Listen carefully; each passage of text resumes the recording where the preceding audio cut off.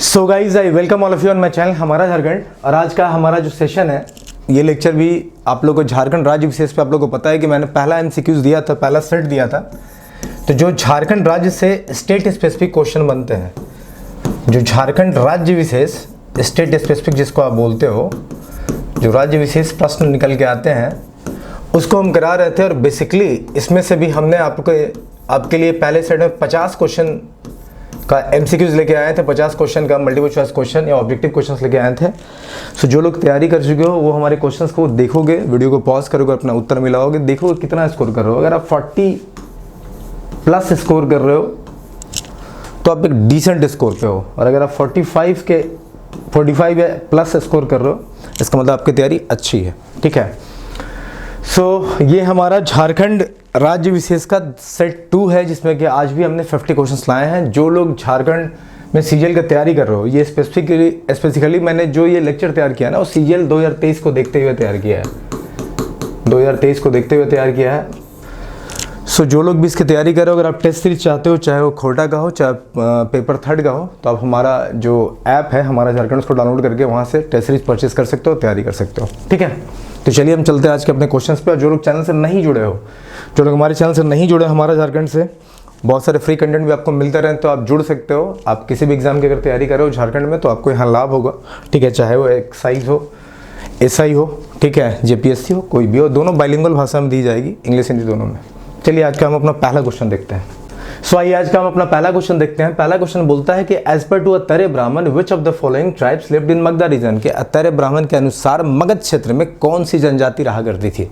I am repeating the question once again कि अत्तरे ब्राह्मण के अनुसार कौन सी जनजाति मगध क्षेत्र में रहा करती थी। 4 ऑप्शन है, संथाल, सबर, खरिया और बिरजिया। सही उत्तर दो। 5 सेकंड का वक्त देता हूँ। जो लोग को उत्तर पता है वीडियो को पॉज करो, उत्तर लिख लो। मैं जैसे ही उत्तर बताऊंगा आप उसको चेक कर सकते हो। ठीक है, ओके, चलो देखो तो इसका सही उत्तर क्या होगा। इसका सही उत्तर होगा सबर जनजाति।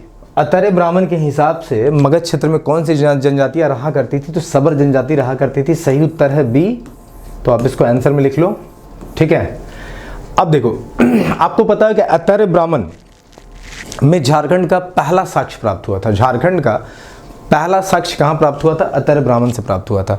और झारखंड का जो नाम है अत्तरे ब्राह्मण में क्या दिया गया है? अत्तरे ब्राह्मण में झारखंड को क्या बोला गया है? पुंड्रू या पुंड्री। ठीक है, जो हिंदी वाले स्टूडेंट हैं वो लिख लेना। ठीक है, मैं इंग्लिश हिंदी दोनों नहीं लिखने वाला हूं, पर मैं स्पेल कर देता हूं।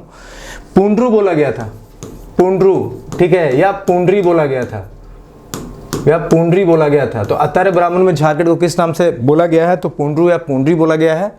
ठीक है, और अत्तरे ब्राह्मण के हिसाब से मगध क्षेत्र में कौन सी जनजाति रहा करती थी? तो भाई सबर ट्राइब्स रहा करती थी। ठीक है, चले अपने दूसरे प्रश्न पे चलते हैं। आई होप आपको समझ में आ गया होगा। दूसरा क्वेश्चन देखो, ये बोला कि Keonjhar dynasty belong to which region of the Jharkhand, की क्वेंझर राजवंश किस क्षेत्र से संबंधित है? तो क्वेंझर राजवंश किस क्षेत्र से संबंध, क्वेश्चन बोल रहा है कि क्वेंझर राजवंश का संबंध किस क्षेत्र से है। अगर आप इस क्वेश्चन को ऐसे भी देखोगे ना, अगर आपको नहीं भी पता होगा, देखो क्वेंझर कहाँ है? उड़ीसा में। और ये आपका लगभग ना जमशेदपुर सिमडेगा वाला जो क्षेत्र है ना, उससे उड़ीसा से वहाँ उस पार्ट से जुड़ा हुआ है। तो अगर आप वैसे भी देखोगे तो आप सिंहभूम सीधा उत्तर बता सकते हो। ठीक है, ऑप्शन में क्या है? छोटा नागपुर खास है, पलामू है, चतरा है, सिंहभूम है। क्वेंझर जो है एक डिस्ट्रिक्ट है उड़ीसा में। ठीक है, और क्वेंझर अगर डिस्ट्रिक्ट है तो उड़ीसा जाने के लिए आप देखो कहाँ से सटता है उड़ीसा। अगर आप झारखंड का मैप देखते हो तो बिहार, छत्तीसगढ़, यूपी, ठीक है, वेस्ट बंगाल, उड़ीसा। तो आप देखोगे यहाँ जो सिंहभूम के पार्ट से, सिंहभूम के पास जो सटा हुआ इलाका है, तो उसी में आपको वहीं से जाने से आपको क्वेंझर प्राप्त होगा। तो इसका सही उत्तर क्या हो जाएगा? सी हो जाएगा। तो बहुत बार क्या होता है ना कि क्वेश्चन जो होते हैं बड़ी जनरल, क्या कहते हैं, आप जनरल कंसेप्ट आपका जो आपके पास है ना, उससे आप बता सकते हो। ऐसा नहीं कि हर बार आप अगर आपने टॉपिक नहीं पढ़ा तो आपसे उत्तर नहीं दिया जाएगा। इसीलिए हमेशा आप क्वेश्चंस को बहुत अच्छे ढंग से पढ़ो। क्वेश्चंस को अगर आप अच्छे क्लैरिटी के साथ पढ़ते हो तो उत्तर भी सही से निकल के आएगा। ठीक है, तो क्वेंझर राजवंश किस क्षेत्र से संबंधित था भाई? तो सिंहभूम। अगर आपको पता होता है क्वेंझर जो है वो उड़ीसा में है। भाई पलामू उड़ीसा से सटा हुआ है नहीं। छोटा नागपुर खास आपको पता ही है, बीच का इलाका है। ठीक है, हाँ वो उड़ीसा सटा हो सकता है, लेकिन उसमें हम देख लेंगे कहाँ पे है। चतरा आप देख ही रहे हो, उड़ीसा के आसपास नहीं है। तो भाई बचता तो ऑप्शन में यही है और ये है। और अगर आप खास को भी ध्यान से देखोगे तो आपको समझ में आएगा कि सिंघभूम वाला ही क्षेत्र हो जाएगा। तो सही उत्तर क्या हो जाएगा? सी। चलो क्वेश्चन नंबर तीसरा देखो, पढ़ो, इसका उत्तर देने का कोशिश करो।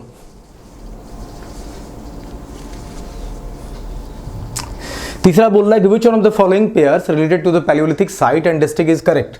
बोला पूरा पाषाणकालीन स्थल आपको दिए हुआ है, पूरा पाषाणकालीन स्थल आपको दिया हुआ है, पैलियोलिथिक साइट दिया हुआ है, आपसे बोला है कि कौन सा पेयर इसमें से सही है। ध्यान देना, क्वेश्चंस को देखना, ये करेक्ट वाला पूछा है, ठीक है। तो क्वेश्चंस को हमेशा ध्यान दो कि कौन सा इसमें जो मेल दिया हुआ है वो सही है, और मेल क्या है? पैलियोलिथिक साइट है और डिस्ट्रिक्ट है, मतलब जिला दिया हुआ और जिला में जो पूरा पाषाणकालीन स्थल है उसके बारे में बताया है। तो सही उत्तर क्या होगा? पहला पलामू बजना, दूसरा है गरवा करसो, तीसरा आपका रामगढ़ झबर और चौथा हजारीबाग मंडू। इसका सही उत्तर होगा पलामू बजना। पलामू बजना इज द करेक्ट आंसर। ये पैलियोलिथिक साइट है, ठीक है, जो कि पलामू डिस्ट्रिक्ट में है। तो बजना इज ए पैलियोलिथिक साइट, पूरा पाषाणकालीन स्थल है जो कहाँ है? पलामू में। तो तीसरा का सही उत्तर क्या हो जाएगा? ए हो जाएगा। चलिए चौथा देखते हैं। चौथा देखो, चौथा क्वेश्चन क्या बोल रहा है कि from which palaeolithic site copper and iron saw have been found. कि भाई किस ताम्र पाषाणकालीन स्थल से आपको लोहे की आरी प्राप्त हुई है? आयरन सॉ जिसको बोलते हो, कहाँ से प्राप्त हुआ है? तो ये आपको देखना है, ठीक है, कि इसमें से ऑप्शन क्या क्या है। पहला है बसिया, दूसरा है इसको, तीसरा है बुर्जू और चौथा है बुरहादी, ठीक है। तो ये चार ऑप्शन आपके पास है कि लोहे की आरी ताम्र पाषाणकालीन, ठीक है, स्थल से कहां से प्राप्त हुई है।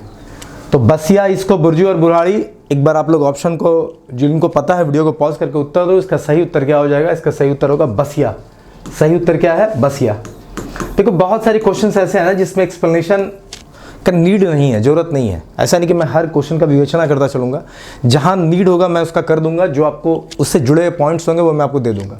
ये सब डायरेक्टली आपको याद करना है, तो आप क्वेश्चंस को टिक लगाओ, 2-3 बार आप टिक करोगे, आंसर अपने आप आपके दिमाग में बैठ जाएगा। सो 4 का करेक्ट आंसर क्या है? बसिया इज द करेक्ट आंसर। ये ताम्र पाषाणकालीन स्थल है जहां से हमें लोहे की आरी प्राप्त हुई है, ठीक है, आयरन सॉ। पांचवा देखते हैं, पांचवा क्या बोल रहा है कि from which of the following palaeolithic site remnant of Pala idols have been found. कि भाई किस जगह से, ठीक है, किस जगह से पूरा पाषाणकालीन स्थल, आपसे पूछा है कि किस पूरा पाषाणकालीन स्थल से पाला डायनेस्टी, पाला आइडल समझ रहे हो ना, जो पाल राजवंश है उनकी मूर्तियां, आपको मूर्तियों का अवशेष प्राप्त हुआ है। वही लिखा है निम्न में से किस पूरा पाषाणकालीन स्थल से पालकालीन मूर्तियों का अवशेष, रिमेनेंट, ठीक है, अवशेष प्राप्त हुए हैं। तो ऑप्शन देखो, पहला है डुमडुमा, दूसरा है इसको, तीसरा है सरिया और चौथा है रहम, ठीक है। तो आप ऑप्शन देखो इसमें से क्या होगा, ठीक है, कि पालकालीन मूर्तियों का अवशेष किस जगह से, किस पूरा पाषाणकालीन स्थल से प्राप्त हुआ है। सही उत्तर क्या है? डुमडुमा है। सही उत्तर क्या है इसका? डुमडुमा है। पांचवा का सही उत्तर क्या होगा? ए हो जाएगा। Dumduma is the correct answer, ठीक है, Dumduma is the correct answer. तो डुमडुमा वो जगह है जहां से हमें पालकालीन मूर्तियां या पाला आइडल्स के रिमेनेंट हमें देखने को मिलते हैं, ठीक है। छठा देखो, छठा बोला कि which tribes flee to the Panchet region due to tyranny of the Man dynasty king. कि भाई मान राजवंश के अत्याचार से, टायरनी, ठीक है, अत्याचार से, टायरनी इज अत्याचार। तो भाई कौन सा ट्राइब जो है जो मान डायनेस्टी के अत्याचार से जिसको भागना पड़ा पंचेत, ठीक है, जिसको भागना पड़ा था पंचेत। ऑप्शंस आपके पास है सबर ट्राइब, बिरहोर, बथुड़ी और असुर। तो ये चारों में से आप लोग इसका सोच के उत्तर दो। मैंने क्षेत्रीय राजवंश से पढ़ाया था आप लोग झारखंड में, तो एक एक राजवंश को बहुत डिटेल से पढ़ाया था। अभी हम मान राजवंश की, मान डायनेस्टी की पूरी चर्चा भी यहाँ कर लेंगे। अभी हम मान डायनेस्टी की पूरी चर्चा भी यहाँ आप लोग कर देंगे। पर एक बार आप लोग दिमाग पर रिकॉल करो और इसका उत्तर दो, ठीक है। मैं 10 सेकंड का समय देता हूँ, एक बार वीडियो को पॉज करो। ये अच्छा प्रश्न है और इसी मान राजवंश से 1-2 प्रश्न और निकलते हैं अच्छे वाले, उसको मैं भी बता दूंगा। तो अगर वीडियो को पॉज करो, इसका उत्तर देने की कोशिश करो। तो चलिए, मुझे उम्मीद है कि आप लोगों ने जिनको उत्तर देना होगा दे लिया होगा, और अभी हम जो बताएंगे तो आप उसको मिला लेना। देखो इसका सही उत्तर पहले ले लो, फिर हम चीज़ों पर डिस्कशन करते हैं। देखो सबर ट्राइब, सबर जनजाति वो जनजाति थी ना जिसको मान राजवंश के अत्याचार से भागना पड़ा था पंचेत। तो उत्तर क्या हो गया हमारा?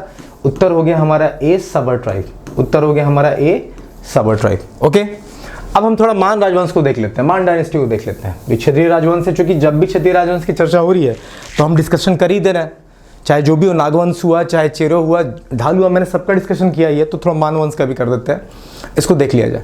तो देखो ये जो मान डायनेस्टी थी, बेसिकली ये जो मान डायनेस्टी थी, आपको पता है झारखंड की रीजनल डायनेस्टी है, क्षत्रिय राजवंश है। इसका एरिया क्या था? इसका एरिया हजारीबाग से मानभूम वाला, हजारीबाग मानभूम वाला जो एरिया है, यही इसका एरिया था, क्योंकि मानभूम के एरिया से ही मान राजवंश निकल के आया है, ये आपको पता होगा। दूसरा देखो, क्वेश्चन को देख के ही समझ में आ रहा है कि भाई ये बड़े क्रूर प्रवृत्ति के आदमी थे। चलो उससे पहले एक और पॉइंट लो, अगर मान डायनेस्टी झारखंड में रूल करी, अगर क्षेत्रीय राजवंश मान राजवंश झारखंड में पनपा था, उसके साक्ष्य कहाँ से मिलते हैं? आपको दो साक्ष्य मिलते हैं। एक तो जो आपका 8th इंस्क्रिप्शन ऑफ दूध पानी, जो दूध पानी से आपको शिलालेख प्राप्त होता है। देखो हिंदी मीडियम वाले बच्चों के लिए मैं हिंदी में बोल दे रहा हूं, तो प्लीज दिमाग में रखिएगा आप लोग। 8th इंस्क्रिप्शन ऑफ दूध पानी, दूध पानी का हजारीबाग, आपको पता है कि दूध पानी इंस्क्रिप्शन, दूध पानी जो शिलालेख प्राप्त हुआ है ना, वो बताता है कि हाँ मान राजवंश यहाँ राज करता था। और दूसरा एक और है आपका, जो कि है आपका गोविंदपुर इंस्क्रिप्शन। गोविंदपुर कहाँ है? धनबाद में। तो गोविंदपुर इंस्क्रिप्शन, गोविंदपुर से जो शिलालेख प्राप्त हुआ है, उससे एक पता चलता है कि भाई मान राजवंश झारखंड के इस एरिया में, हजारीबाग मानभूम वाला जो एरिया है, वहां रूल करता था। अब देखो जब गोविंदपुर की बात आई है तो एक पोएट का नाम निकल के आता है जो बड़ी फेमस है, तो आपसे पूछ लेगा। उन जो पोएट हैं, जो कवि हैं, उनका नाम है गंगाधर। ये जो कवि हैं उनका नाम क्या है? गंगाधर। तो आप याद रखना कि अगर गोविंदपुर का जिक्र होगा, गोविंदपुर कहाँ है? धनबाद में। तो धनबाद में गोविंदपुर इंस्क्रिप्शन की बात आएगी तो मान राजवंश से जुड़ा हुआ है, और उसमें एक पोएट का जिक्र आएगा, इसका नाम होगा गंगाधर, ध्यान रखना, ठीक है। अब देखो मान राजवंश के जो राजा थे वो बड़ी अत्याचारी थे, बड़ी क्रूर प्रवृत्ति के थे, टायरनी, ठीक है, बड़ी क्रूर स्वभाव के थे। तो दो घटनाएं प्रमुख हुई। पहली घटना जो हुई वो हुई कि सबर जनजाति को भागना पड़ा, सबर ट्राइब को भागना पड़ा। तो सबर ट्राइब को भागना पड़ा कहां? पंचेत भागना पड़ा। तो सबर जनजाति को भागना पड़ा पंचेत, इनकी क्रूरता की वजह से। दूसरा कि एक स्वराज मूवमेंट भी हुआ, स्वराज मूवमेंट भी हुआ, हिंदी में आप कहोगे स्वराज आंदोलन भी हुआ। जो किसने किया? तो भूमिज ट्राइब ने किया। किसने किया? Swaraj movement was started by Bhumij tribe. तो भूमि जनजातियों के द्वारा स्वराज आंदोलन भी हुआ, स्वराज आंदोलन भी हुआ, ठीक है, आंदोलन भी हुआ, आंदोलन। ओके, तो ये इतनी बातें आप याद रखोगे कि मान राजवंश का क्षेत्र कौन सा था? हजारीबाग मानभूम वाला क्षेत्र। इनका मतलब इनका लिटरेरी सोर्स क्या मिलता है कि भाई हाँ ये राज किए थे। साक्ष्य तो 8th इंस्क्रिप्शन ऑफ दूध पानी, हजारीबाग दूध पानी, ठीक है, और एक गोविंदपुर इंस्क्रिप्शन से ही मिलता है। गोविंदपुर धनबाद में है, दूध पानी हजारीबाग में है, और यहाँ पोएट थे गंगाधर, ठीक है, ये बड़ी फेमस है, इनको ध्यान में रखना। और दो इंपॉर्टेंट घटनाएं भी हुई, एक तो सबर ट्राइब को भागना पड़ा पंचेत, ये क्वेश्चन वहीं से निकल के आया है कि सबर जनजाति को भागना पड़ा। दूसरा भूमि जनजाति ने, भूमि ट्राइब्स ने स्वराज मूवमेंट भी किया था या स्वराज आंदोलन भी किया था, ठीक है। सो आई होप ये क्वेश्चन नंबर 6 क्लियर हो गया। जिसको स्क्रीनशॉट लेना है ले लो, फिर हम चलते हैं आगे।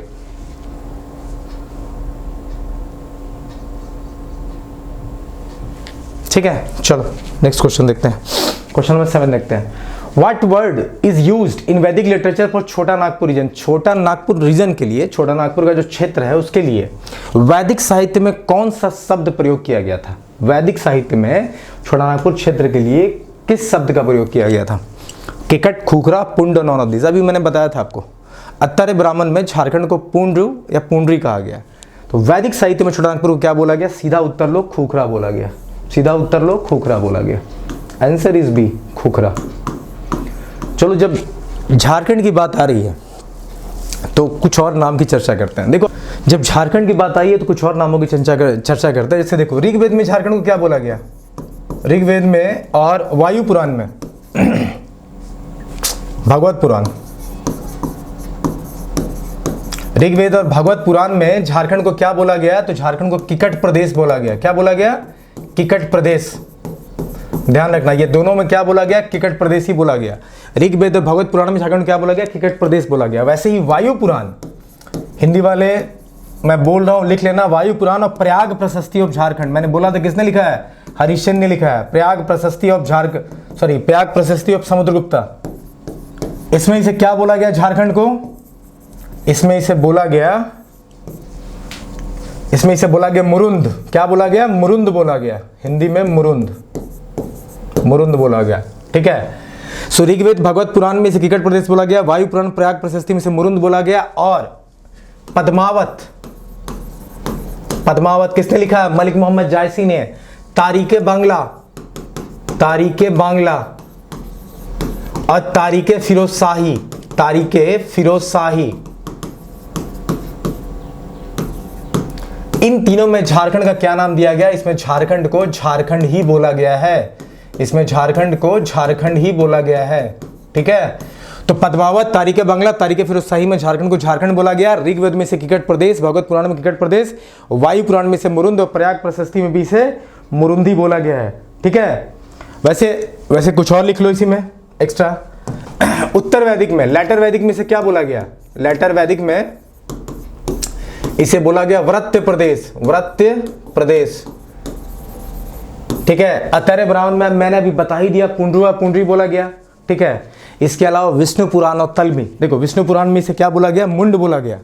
विष्णु पुराण में इसे क्या बोला गया? विष्णु पुराण की अगर हम बात करें तो झारखंड का नाम क्या है? विष्णु पुराण में मुंड है। ठीक है। और तलमी में झारखंड को क्या बोला गया था? तलमी में मुंडल बोला गया था, मुंडल बोला गया था। ठीक है। तो ये सारे के सारे झारखंड के नाम है, और भी मैं लिख सकता हूं पर बाद में बताऊंगा, अभी इतना पॉइंट आप लिख लो। देखो ये तो बोला था कि वैदिक साहित्य में छोटा नागपुर को क्या बोला गया? खूखरा। लेकिन मैंने एक्स्ट्रा क्या क्या बताया कि ऋग्वेद और भगवत पुराण में से किकट प्रदेश बोला गया, वायु पुराण प्रयाग प्रशस्ति समुद्रगुप्ता, प्रयाग प्रशस्ति किसने लिखा? हरिश्चंद्र ने, इसमें इसे मुरुंद बोला गया। पद्मावत, तारीके बांग्ला, तारीके फिरोज शाही, तारीके फिरोज शाही शमसे शरीफ, मैंने बताया था किसने लिखा है? तारीके फिरोज शाही कल बात हुई थी ना, शमसे शरीफ अफीफ उसने लिखा है। ठीक है। शमसे सिराज अफीफ उन्होंने लिखा है। तो इन तीनों में इसे झारखंड बोला गया। लेटर वैदिक ठीक में झारखंड को व्रत्य प्रदेश बोला गया, विष्णु पुराण में इसे मुंड बोला गया, तलमी में मुंडल बोला गया। और महाभारत में भी हमने चर्चा करी थी, महाभारत में क्या बोला गया इसे? महाभारत में इसे कैटल लैंड, पशु भूमि बोला गया है। कैटल लैंड या बोलो तो पशु भूमि बोला गया है, पशु भूमि बोला गया है। ठीक है। चलो एक बार इसका स्क्रीनशॉट ले लो, जिसको लिखना लिख लो। तो ये झारखंड के बहुत नाम है, आगे भी आपको पता चलेगा। छोटा नागपुर को वेन संघ ने क्या बोला है? किलो ना सुफालाना। ठीक है। तो हम जैसे जैसे क्वेश्चन आएगा ना उसकी चर्चा कर देंगे आपको। ठीक है। इसका स्क्रीनशॉट लो, फिर आगे चलते हैं, नेक्स्ट क्वेश्चन में चलते हैं। चलो क्वेश्चन नंबर 8 देखते हैं। क्वेश्चन नंबर 8 बोल रहा है कि evidence of the spread of which religion found at Kansai and Damodar river basin. बड़ी अच्छा क्वेश्चन है, इंपॉर्टेंट है। स्टार मार्क मारो, बहुत इंपॉर्टेंट क्वेश्चन है। ये बोला कंसाई और दामोदर नदी घाटी क्षेत्र में किस धर्म के प्रसार के साक्ष्य मिले हैं? कि कंसाई और दामोदर जो रिवर बेसिन है, जो नदी घाटी है, उस क्षेत्र में किस धर्म के प्रसार के साक्ष्य मिले हैं? बुद्धिज्म, इस्लाम, जैन और सिख। उत्तर लो, जैनिज्म। जैन धर्म कंसाई और दामोदर रिवर बेसिन के आसपास फैला था। तो भाई इसी धर्म के प्रसार के साक्ष्य आपको कंसाई और दामोदर रिवर बेसिन से मिलेंगे। ठीक है। सही उत्तर हो जाएगा सी। अब जब जैन धर्म की बात हुई है तो हम कुछ 3-4 पॉइंट आपको देते हैं। वैसे मैंने बहुत कुछ बताया भी था, बट अभी हम कुछ पॉइंट दे ही देना, आप लोगों को लिख लेना है, समझ सुन लो कम से कम। देखो जैन धर्म आपको पता है कि बौद्ध धर्म से ज़्यादा पुराना है। तो एक तो ये ओल्डर है, ये ज़्यादा पुराना है, ओल्डर देन बुद्धिज्म। बस पॉइंट सुनते चलना, एग्जाम में यही सब चीज़ें आपको हिट करेंगी। ये ओल्डर है बुद्धिज्म से, आपको पता है ना, मैंने बताया था जब मैं झारखंड का आप लोगों को पढ़ा रहा था तो उसमें मैंने बोला था कि गौतम बुद्धा का जन्म, महावीर का जन्म कब हुआ था? 790 BC, 564, मैंने सब बता के रखा है। तो ये पहले जाना कि ओल्डर है, पहला पॉइंट। दूसरा है कि जैन धर्म का सेंटर किसको माना जाता है? कौन से केंद्र स्थल को माना जाता है कि जो सेंटर ऑफ ओरिजिन था जैन का? तो मानभूम। किसको माना जाता है? Manbhum. Manbhum was the centre. ये क्या था? सेंटर था, सेंटर ऑफ ओरिजिन, या फिर कहो तो सेंटर ऑफ डेवलपमेंट, जैन धर्म। ठीक है। तीसरा कि जैन धर्म में आपको पता है कि जैन धर्म में 24 तीर्थंकर हुए, जिसमें से 20 तीर्थंकर ने पारसनाथ हिल पे ही निर्वाणा अटेंड किया। ठीक है। निर्वाणा अटेंड किया या सैल्वेशन बोल सकते हो, मोक्ष की प्राप्ति करी, पारसनाथ हिल। ठीक है। तो 24 में से 20 ने यहाँ अटेंड किया। पारसनाथ के बारे में आपको पता होगा कि झारखंड का, पारसनाथ के बारे में आपको पता होगा झारखंड का हाईएस्ट पीक है, हाईएस्ट पीक है। हम पूरा जैन का चर्चा ही करते रहे हैं। इसकी ऊंचाई 1365 मीटर या 4500 फीट के आसपास है। ठीक है। दूसरा है यही पारसनाथ हिल जो है लॉर्ड पार्श्वनाथ के नाम पे पड़ा है, लॉर्ड पार्श्वनाथ के नाम पे पड़ा है। आपको पता है 24 में 20 लोग यहीं पे निर्वाणा अचीव किए हैं। इसके अलावा पारसनाथ हिल को सैक्रेड समिट भी बोलते हैं, सैक्रेड समिट, या इसी को आप इंग्लिश में बोलते हो सम्मेद शिखर, सॉरी हिंदी में बोलते हो सम्मेद शिखर, सम्मेद शिखर भी कहा जाता है। आपको पता होना चाहिए इसी को इटर्नल श्राइन भी कहा जाता है, इटर्नल श्राइन, ठीक है, जैसे जैन धर्म के लिए मक्का मदीना है, इस तरह से इटर्नल श्राइन, ठीक है। और आपको क्या बताना है, पारसनाथ है क्या, गिरिडीह डिस्ट्रिक्ट में, गिरिडीह डिस्ट्रिक्ट में है, ठीक है। तो मैंने सब बता ही दिया, मोटा मोटी बहुत सारी चर्चा कर ही दी। एक दो पॉइंट और लो आप लोग। देखो जैन धर्म का लिटरेरी सोर्स कहाँ से मिलता है, लिटरेरी सोर्स का क्या है, तो मैंने बताया था कि जो अर्थशास्त्र है, अर्थशास्त्र और अचरंग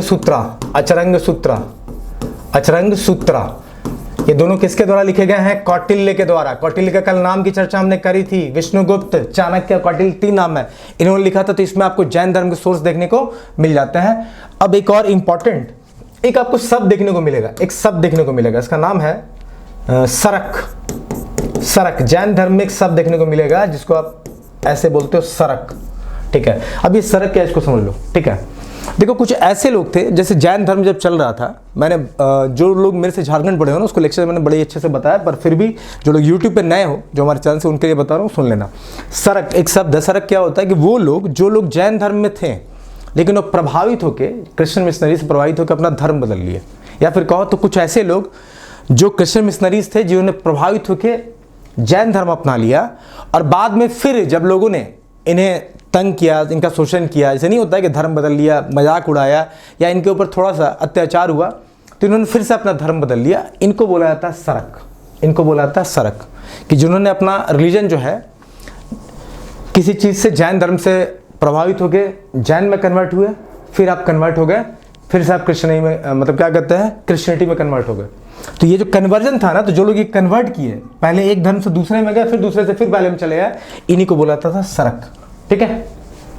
आई होप आपको समझ में आ गया होगा। तो ये सारे पॉइंट आप कहीं लिखना चाहते हो तो लिख लो, ठीक है। ओल्डर था Manbhum, centre of civilisation, centre of origin से बढ़िया इसको आप सिविलाइजेशन लिख लो, civilisation, centre of civilisation. Jain धर्म का कौन सा था, मानभूम का इलाका था, ठीक है। नेक्स्ट क्वेश्चन पे चलते हैं, चलो नेक्स्ट क्वेश्चन देखते हैं। 9 क्या है, which tribes get mentioned in Ashoka inscription. Ashoka के शिलालेख में किस जनजाति का जिक्र है, मैंने बोला था अत्विक का, कल बताया है। जो लोग पहला सेट नहीं किया एमसीक्यू को, उसमें जाओ, उसमें आपको मिल जाएगा, डिस्क्रिप्शन भी मैंने वहां थोड़ा डिटेल से बताया है। तो ए इज द करेक्ट आंसर, अत्विक, ठीक है। इसको ठीक कर लो यार, अत्विक, ठीक है। 10 where was the capital of Nagvanshi ruler Phani Mukut Rai. Funny Mukut राय की राजधानी कहाँ थी, ठीक है, आपको पता होना चाहिए। नागवंशी रूलर थे फनी मुकुट राय, और इनकी राजधानी जो थी सुतियामे थी। सिर्फ यही नहीं, इसका सही उत्तर पहले सुतियामे होगा, लिख लो। मैंने जितनी भी राजधानियाँ सबकी चर्चा कर दी थी। मैंने बोला था कि भाई फनी मुकुट राय ने बनाया सुतियामे, प्रताप राय ने चेंज किया इसे कहाँ, चूटिया। इसके बाद आपके फिर कैपिटल कहाँ चूटिया चेंज हुआ, खूखड़ा, फिर वहाँ चेंज हुआ दोईसा, फिर चेंज हुआ पालकोट, फिर चेंज हुआ पालकोट भोरवा, फिर चेंज हुआ रातूगढ़। तो मैंने पहला जो सेट 1 का एमसीक्यू का दिया उसमें मैंने कैपिटल का शिफ्टमेंट बहुत अच्छे से बताया है, कृपया देख लो जो लोग नहीं देखे हो। अगर फिर भी नहीं देखना है यार तो बस इस क्वेश्चन को याद कर जाओ। तो फनी मुकुट राय का कैपिटल कहाँ था, सुतियामे था, ठीक है। तो C is the correct answer. चलो 11 देखो, who among the following discovered Buddhist ruins in Pakbira. Pakbira जो क्षेत्र है आपको पता होगा, पकबीरा जो है ये बौद्ध खंडर के खोज के लिए प्रसिद्ध है, ठीक है। तो आपसे बोला है कि भाई पकबीरा में बौद्ध के खंडर हैं, ये किसने खोजा था, आरसी बोकन, सीधा याद रखो। क्या नाम है, RC Bokan. Correct answer is RC Bokan, ठीक है। आरसी बोकन ने पकबीरा, आपको पता बुद्धिज्म साइट है, बौद्ध धर्म के अवशेष वहां से मिले हैं, so Pakbira is a Buddhism site, okay.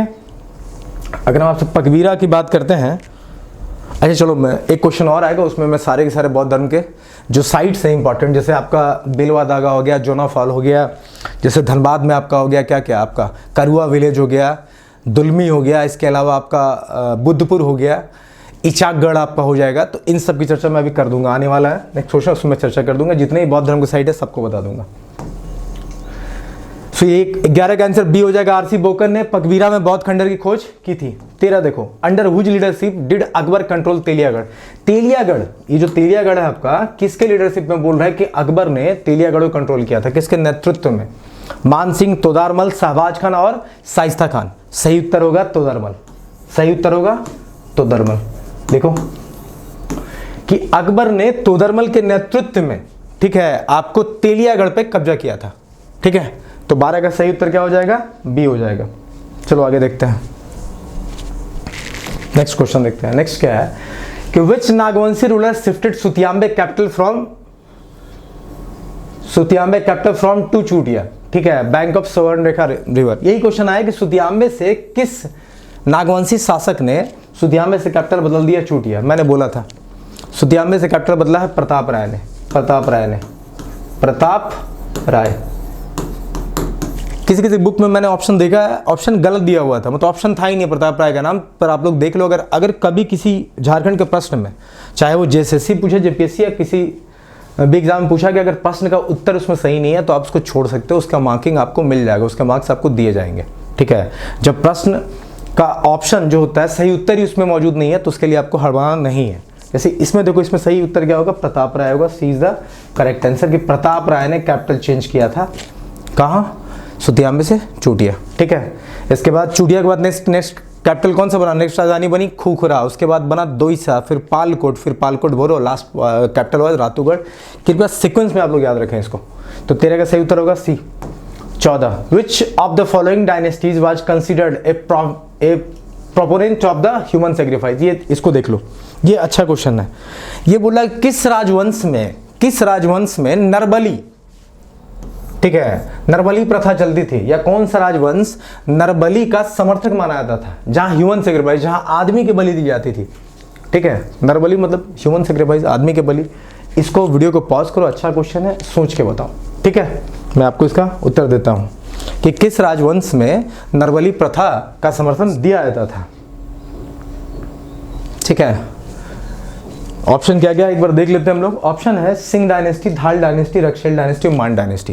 देखो इसका सही उत्तर होगा, बोल लो पहले, इसका सही उत्तर होगा ढाल वंश में ह्यूमन सेक्रीफाइस, नरबली की प्रथा चलती थी। तो सही उत्तर तो बी हो गया। अब जब हम ढाल वंश की बात करते हैं, थोड़ा सा इसके बारे में कुछ पॉइंट देख लेते हैं। देखो ये जो ढाल डायनेस्टी थी, बेसिकली ये धोबी कास्ट के लोग थे। कौन से कास्ट के लोग थे? धोबी कास्ट के लोग थे। धोबी कास्ट के लोग थे।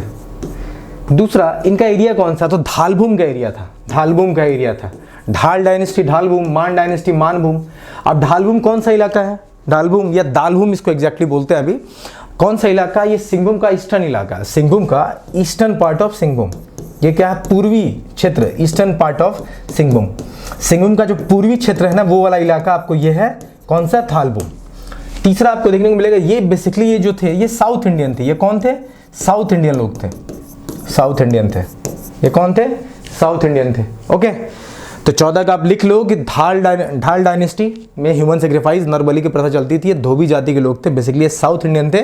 और दालभूम कौन सा इलाका हो गया? Eastern part of Singhbhum. Singhbhum का पूर्वी इलाका, हिंदी वाले जो लोग हैं मैं बता रहा हूँ, दिस इज दालभूम और ये सिंहभूम का पूर्वी इलाका। आप चाहो तो लिख लो। ठीक है, फिर हम चलते हैं नेक्स्ट क्वेश्चन पे। ठीक है, चलो फटाफट नेक्स्ट क्वेश्चन देखते हैं। 15 क्या है कि who accepted subordination of the Mughal and joined A team of the bodyguard of मान सिंह। बोल रहा है कि कौन मुगल अधीनता स्वीकार कर मान सिंह के अंगरक्षक दल में शामिल हो गया। मुगल स्वाधीनता को एक्सेप्ट किया और मान सिंह के अंगरक्षक दल में शामिल हो गया। सही उत्तर रंजीत सिंह। सीधा उत्तर लो, सही उत्तर क्या होगा? रंजीत सिंह। रंजीत सिंह ने मुगल की अधीनता स्वीकार कर ली। मुगल सबऑर्डिनेशन मतलब अधीनता, आप उसके गुलाम बनना स्वीकार करते हो। और उसका जो रक्षक दल था, जो मान सिंह जिसका कमांडर था, उसके दल में वो शामिल हो गया। That was Ranjit Singh. ठीक है, चलिए 16, इसको cave located in which district of Jharkhand. पहला जो मैंने एमसीक्यूज दिया है, पहला सेट, उसमें इसको की बड़ी चर्चा हमने करी है। फिर भी एक बार बता दे रहा हूं, इसको केव पूछा है कि झारखंड के किस जिले में इसको की गुफाएं स्थित है। उत्तर आपको पता है, हजारीबाग। ठीक है, आपको पता है कि इसको केव में क्या क्या मिले थे। मैंने बोला तो ओपन सन टेम्पल, खुला सूर्य मंदिर, सैल पिक्चर, सैल की पेंटिंग। ठीक है, इसके अलावा आपको पता है space constellation, Bhool Bhulaiyaa, mazes table वाला जो कहानी था, इसको के लिए ही था। तो उन सब बातों को पहले वीडियो में आप देख लेना, आपको समझ में आ जाएगा। तो इसको है कहाँ? बेसिकली हजारीबाग में है। और इसको गुफाएं हजारीबाग में स्थित है और आपको open sun temple, cell paintings, space constellation, Bhool Bhulaiya, इन सब चीज़ों के लिए फेमस है। सही उत्तर डी है। ठीक है। 17 in which festival of Mahabharat the word Podrik is used for Chota Nagpur reason. भाई महाभारत के किस पर्व में छोटा नागपुर क्षेत्र के लिए पुड्रिक शब्द का वर्णन हुआ है, किस पर्व में बोला है? 4 पर्व दिया है, राज विजय, कर्ण विजय, दिग्विजय या नॉन ऑफ दीज, इनमें से कोई नहीं। तो महाभारत के किस पर्व में छोटा नागपुर क्षेत्र को पुड्रिक बोला गया? छोटा नागपुर क्षेत्र को पुड्रिक किस पर्व में बोला गया? दैट्स करेक्ट आंसर इज, ये ऑप्शन थोड़ा सा उल्टा पुल्टा लिखा हुआ है, इसको ठीक कर लो यार पहले। ये हो जाएगा बी और ये हो जाएगा सी, ये सी हो जाएगा, सी ऐसे याद रखना। दिग्विजय, सही उत्तर क्या होगा? दिग्विजय। मैं यहाँ लिख दे रहा हूँ ताकि आप कंफ्यूज ना हो जाओ। महाभारत के दिग्विजय पर्व में छोटा नागपुर को पुड्रिक शब्द से बोला गया है। सही उत्तर दिग्विजय है, सी कर लो। ठीक है, ओके। 17 हो गया। चलिए 18, 19, 20 देखते हैं। चलो 18 नंबर क्वेश्चन देखते हैं। 18 क्या बोला कि which dynasty was related to Tilait, Tarachandi and Phulwari inscription, कि तिलैत, ताराचंडी और फुलवारी शिलालेख किस वंश से संबंधित रखता है?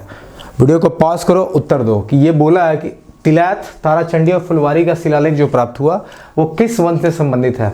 रक्षैल, मान, चेरो और पंचेत। सही उत्तर इसका लेते जाओ। सही उत्तर उसका होगा चेरो खरवार। ठीक है, सही उत्तर होगा सी। ये जो तिलैत, ताराचंडी और फुलवारी का शिलालेख है ये सब चेरो वंश से जुड़े हुए हैं। सही उत्तर सी। 19 देखो, who is the author of the book the Nagvanshis and the Cheros. The Nagvanshi and the Cheros किसकी पुस्तक है, किसने लिखा है? आपसे पूछ रहा है कि इस बुक को किसने लिखा है। सही उत्तर ऑप्शन देखते हैं, father Hoffmann, B Virottam, Camille Bulcke और कनिंगम। सही उत्तर क्या होगा? B Virottam, B Virottam. सही उत्तर क्या होगा? बी वीरोत्तम। आपको पता है डॉक्टर वीरोत्तम ने, मैंने इसके पहले वाले जो एमसीक्यू सेट 1 में बताया था, इन्होंने बोला था कि गौतम बुद्धा का बर्थ प्लेस है झारखंड, ये बोला था इन्होंने। और इन्होंने एक बुक भी लिखी थी, इसका नाम क्या है? Jharkhand history and culture, Jharkhand की संस्कृति और इतिहास। ये बुक इन्होंने लिखा था, झारखंड हिस्ट्री एंड कल्चर। ये भी बुक लिखा गया था किसके द्वारा? तो डॉक्टर वीरोत्तम के द्वारा ही लिखा गया था, डॉक्टर वीरोत्तम के द्वारा ही लिखा गया था। तो अब 2 बुक आपको याद रखना, डॉक्टर वीरोत्तम ने लिखा है the Nagvanshis and the Cheros और Jharkhand history and culture, Jharkhand का संस्कृति और इतिहास। ये हिंदी वाले प्लीज यार इसको देख लेना। ठीक है, चलो लिख ही दे रहा हूं, झारखंड का इतिहास और संस्कृति। ठीक है, ये भी किताब इन्हीं के द्वारा लिखा गया था, वीरोत्तम जी के द्वारा। तो 19 का बी। चलिए नेक्स्ट क्वेश्चन में चलते हैं। ठीक है, नेक्स्ट क्वेश्चन देखते हैं। नेक्स्ट क्या है? Which word was used for Magadha Mahajanapada. Magadh Mahajanpad के लिए किस शब्द का प्रयोग किया गया? किकट, कुकुट, पुंडरीक और नॉन ऑफ दिस। एक बार वीडियो को पॉज करो। नाम वाले में बहुत बच्चे हमेशा कंफ्यूज होते हैं, इसके लिए आपको चाहिए कि बार बार चीज़ों को रिवाइज करें, बार आप चीज़ों को रिवाइज करें। तो देखो ये बोला है कि मगध महाजनपद के लिए किस शब्द का प्रयोग किया गया है? किकट, कुकट, पुंडरीक और नॉन ऑफ दीज। क्या होगा इसका उत्तर? क्या होगा इसका उत्तर? मैं दे रहा हूं, मिला लेना कि मगध महाजनपद के लिए किकट शब्द का प्रयोग किया गया है। किस शब्द का प्रयोग किया गया है? Kikat. Correct answer is A, correct answer is A. ठीक है, 20 देखो, which Chero ruler looted the Mughal convoy on Sadake Azam. भाई सदाके आजम, ध्यान दो, ये बोल क्या रहा है, क्वेश्चन क्या बोला है कि विच चेरो रूलर, भाई किस चेरो राजा ने सड़के आजम पर मुगल काफिलों को लूटा था? सड़के आजम पर मुगल काफिलों को किस चेरो राजा ने लूटा था? सही उत्तर है इसका बी, सहबाल राय। आई लगा लेना, सही उत्तर है सहबाल राय ने सड़के आजम पर मुगल काफिलों को लूटा था। ठीक है, चलो नेक्स्ट क्वेश्चन में चलते हैं। 22, which of the following ruler stopped paying taxes to Mughal. कि भाई किस शासक ने मुगलों को कर देना बंद कर दिया? आपसे ऑप्शन ने बोला है कि इन चारों में से किस शासक ने मुगल को कर देना, टैक्सेस देना बंद कर दिया? एनी शाह, राम शाह, यदुनाथ शाह और जगन्नाथ शाह। इंपॉर्टेंट क्वेश्चन है, इसको स्टार मार्क करो और उत्तर देने का प्रयत्न करो, इसका सही उत्तर क्या होगा। ठीक है, एक बार क्वेश्चन को ढंग से पढ़ो और उसका उत्तर दो कि इनमें से, इन चारों में से किसने कर देना बंद किया? एनी शाह ने, राम शाह ने, यदुनाथ शाह ने, या चौथा ऑप्शन क्या है? जगन्नाथ शाह ने। सही उत्तर होगा यदुनाथ शाह ने। यदुनाथ शाह ने मुगलों को कर देना, टैक्स देना बंद कर दिया था। ठीक है, ओके, सही उत्तर सी। चलिए आगे चलते हैं। 23 who did Aurangzeb appoint as a military commander of Palamu. Aurangzeb ने किसे पलामू का फौजदार नियुक्त किया था? किसे? दाऊद खान, महावत खान, इब्राहिम खान या मनकली खान? एक बार आप लोग सोचो अच्छे से, और खासकर जो पलामू डिस्ट्रिक्ट से हो तो भाई उनको तो पता होना चाहिए। एक बार ध्यान दो क्वेश्चन को। क्वेश्चन में आपसे पूछा है कि औरंगजेब ने पलामू का फौजदार मिलिट्री कमांडर किसको बनाया था? दाऊद खान को, महावत खान को, इब्राहिम खान को या मनकली खान को? ठीक है, सही उत्तर क्या होगा इसका? सही उत्तर होगा मनकली खान। सही उत्तर क्या होगा? मनकली खान को औरंगजेब ने पलामू का कमांडर इन चीफ बनाया था। ठीक है, कमांडर और पलामू घोषित किया था। तो सही उत्तर है मनकली खान। ठीक है, चलिए 24 पे चलते हैं। Which tribes did the Tamar rebellion belong to? भाई ये तमाड़ विद्रोह किस जनजाति से संबंधित है? किस जनजाति से संबंधित है? तमाड़, मुंडा से, हो से, उरांव से, खड़िया से। जब तमाड़ विद्रोह की बात आई है तो मैं आपको इस पे 2-3 एक्स्ट्रा पॉइंट दूंगा। फिलहाल आप वीडियो को पॉज करो और देखो इसका उत्तर क्या निकल के आता है कि तमाड़ विद्रोह जो था किस जनजाति से संबंधित था? मुंडा से, हो से, उरांव से कि खड़िया से? ठीक है,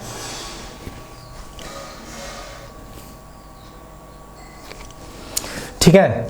तो ये एक इंपॉर्टेंट प्रश्न भी है, आप लिख सकते हो इसको, स्टार मार्क लगा सकते हो कि तमाड़ विद्रोह इसमें से किस जनजाति से संबंधित है? उत्तर ले लो पहले, उरांव जनजाति से। कौन सी जनजाति से? उरांव जनजाति से। सी इज द करेक्ट आंसर। अगर आप तमाड़ विद्रोह को सही से याद करो तो आपको पता चलेगा कि भाई जो ट्राइबल रिवोल्ट झारखंड में हुए उसमें से सबसे लंबी समय तक चलने वाली रिवोल्ट थी तमाड़ विद्रोह। बहुत फेजेज में चला, मतलब कहो तो सबसे लंबा विद्रोह चला तमाड़ विद्रोह, सबसे लंबा। ठीक है, लगभग 6 फेज में ये रिवोल्ट हुआ था। आप समझ सकते हो अगर कोई विद्रोह बहुत लंबे समय तक चले ना तो उसका क्या इन्फ्लुएंस, क्या इंपैक्ट रहेगा। ठीक है, तो तमाड़ विद्रोह किससे जुड़ा हुआ है भाई? उरांव जनजाति से 6 फेजेज में हुआ था। और अगर आपको सही से यहाँ देखोगे, देखो जैसे मुंडा है, हो है, उरांव, खड़िया है। ठीक है, तो आप देखो उरांव ने लगभग 6 फेज में ये रिवोल्ट हुआ, 1782 से लेकर ना 1821 तक। समझ रहे हो? ये रहा इसका टेन्योर, इसकी जो क्या कहते हैं, इसका जो काल रहा ये रिवोल्ट का, ये जो विद्रोह हुआ ये 1782 में स्टार्ट हुआ था और एक 1821 तक चला, 6 फेज में चला। इसमें एक इंपॉर्टेंट लीडर का नाम लिख लो, एक इंपॉर्टेंट लीडर जो इस रिवोल्ट को लीड किए थे, ठाकुर भुक्कन सिंह, सर ठाकुर भोलानाथ सिंह, इसको लिख लो। ठीक है, फिलहाल तमाड़ विद्रोह से आप इतनी चीज़ों को जान लो। ठीक है, ओके। तो तमाड़ विद्रोह झारखंड में जितने भी विद्रोह हुए उसमें सबसे लंबा चलने वाला विद्रोह था। समय अवधि क्या रही? 1782 से 1821। ठीक है, उरांव जनजातियों ने मिलकर किया था। इसके अलावा इसके जो एक लीडर है ठाकुर भोलानाथ सिंह, अगर आप कहीं ठाकुर भोलानाथ सिंह का नाम सुनते हो तो आप सुनते ही समझ जाओगे भाई ये तमाड़ विद्रोह से जुड़े हुए हैं। ठीक है, तो 24 का सही उत्तर हो जाएगा सी। ठीक है, जिसको लिखना है, स्क्रीनशॉट लेना है, आप वो ले सकते हो। ठीक है, चलिए 25 देखते हैं। ये बोल रहा है कि अलाउद्दीन खिलजी's कमांडर ब्लैंक अटैक छोटा नागपुर इन 1310 AD एंड कलेक्टेड टैक्स। ये बोल रहा है कि अलाउद्दीन खिलजी के सेनापति कौन थे? सेनापति ब्लैंक दिया हुआ है कि अलाउद्दीन खिलजी के सेनापति ने 1310 में छोटा नागपुर पर आक्रमण करके वसूली की थी। कौन सा? भाई अलाउद्दीन खिलजी का जो कमांडर इन चीफ था उसका नाम था छज्जू मलिक। सिंपल सा नाम क्या था? छज्जू मलिक। मैंने पढ़ाया है, जब मैं आप लोगों को दिल्ली सल्तनत पढ़ा रहा था, ठीक है, तो मैंने खिलजी डायनेस्टी में छज्जू मलिक का चर्चा करी है अच्छे से। जो लोग हमसे झारखंड पढ़े उसको पता होगा, जो नहीं पढ़े हो वो अभी पढ़ सकते हो कोर्स लेके। हमारा झारखंड चैनल ऐप से जुड़ जाओ और वहाँ से आपको झारखंड का कोर्स मिल जाएगा। तो अलाउद्दीन खिलजी का जो commander in chief Chhajju Malik था उसने छोटा नागपुर पर अटैक किया था 1310 में और टैक्स कलेक्ट किया था। तो Chhajju Malik was the commander in chief of Alauddin Khilji. ठीक है, चलिए आगे देखिए 26। Who are the most famous king of the Chero dynasty? भाई चेरो वंश के सबसे प्रसिद्ध जो थे राजा वो कौन थे चेरो राजवंश के? ऑप्शन है मेदिनी राय, गोपाल राय, भागवत राय, अनंत राय। देखो कौन थे चेरो राजवंश के सबसे प्रसिद्ध राजा कौन थे? तो जब चेरो राजवंश की बात निकली है चेरो डायनेस्टी की, तो हम इसकी पूरी की पूरी चर्चा ही कर देंगे और इस प्रश्न का उत्तर भी आपको दे देंगे। देखो चेरो राजवंश बना कब? 1572 AD में। किसने इसको एस्टैब्लिश किया था? भागवत राय ने। किसने इसे एस्टैब्लिश किया था? भागवत राय ने। चेरो कब? चेरो ने रक्सेलो को पलामू से भगाया था और तब खुद चेरो राजवंश का स्थापना करी थी पलामू में, आपको पता होगा, रक्सेलो को भगा के 1572 में। ठीक है, और 1572 AD, ठीक है। और भागवत राय ने इसका क्या कहते हैं, इसको स्थापित करा था।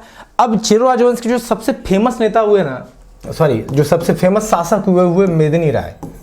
मेदिनी राय, इन्हीं मेदिनी राय के नाम पे आज डाल्टनगंज का नाम बदल के मेदिनीनगर, ठीक है, कर दिया गया है।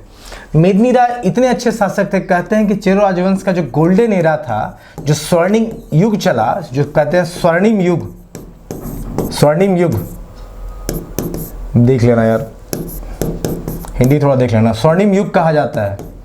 मेदिनी राय के समय जब ये रूल कर रहे थे ना, मेदिनी राय जब राजा रूल कर रहे थे, शासन कर रहे थे, तो उसको उसमें चेरो राजवंश का गोल्डन एरा कहा जाता था। और चेरो राजवंश के जो लास्ट रूलर हुए, जो अंतिम शासक हुए, लास्ट रूलर, जिसको आप क्या बोलते हो, अंतिम शासक, अंतिम शासक, ये हुए आपके चुरमन राय। कौन हुए, इसको दूसरे पेन से लिखता हूं ताकि याद रहे, चुरमन राय, चुरमन राय, चुरमन राय,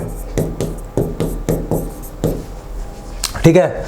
तो बोल रहा है कि चेरो राजवंश के प्रमुख सबसे प्रसिद्ध राजा हुए तो मेदिनी राय। आंसर तो पहले ए आप लोग कर ही लो, ठीक है। लेकिन चेरो राजवंश स्थापित हुआ 1572 में, किसके द्वारा स्थापित हुआ, भागवत राय जी के द्वारा। सबसे प्रसिद्ध राजा हुए मेदिनी राय। मेदिनी राय गोल्डन एरा था, स्वर्णिम युग था चेरो राजवंश का। ये मेदिनी राय वैसे भी अपने जस्टिस के लिए, अपने न्याय के लिए जाने गए हैं, अपने न्याय के लिए जाने गए हैं, ठीक है। और इनके जो अंतिम शासक रहे वो रहे चुरमन राय। तो ये 26 क्वेश्चन का सही उत्तर क्या होगा, ए हो जाएगा, ठीक है। चलो क्वेश्चन 27 देखते हैं। 27 क्या बोल रहा है कि which of the following is called the Jharkhand Haldi Ghati. बड़ी इंपॉर्टेंट क्वेश्चन है, बहुत इंपॉर्टेंट क्वेश्चन है भाई। हल्दी घाटी आपको पता होगा कितना युद्ध लड़ा गया, ठीक है। झारखंड का हल्दी घाटी किसे कहा जाता है, बहुत अच्छा प्रश्न है, ठीक है। तो झारखंड का हल्दी घाटी कोराम्बे, खोखरागढ़, रोहतासगढ़ या तमाड़, किसको बोला जाता है। सही उत्तर लो, कोराम्बे। झारखंड का हल्दी घाटी किसे कहा जाता है, तो भाई कोराम्बे को कहा जाता है। अब कोराम्बे है कहाँ, कोराम्बे है गुमला में, गुमला में। कहाँ है, गुमला, गुमला में, ठीक है।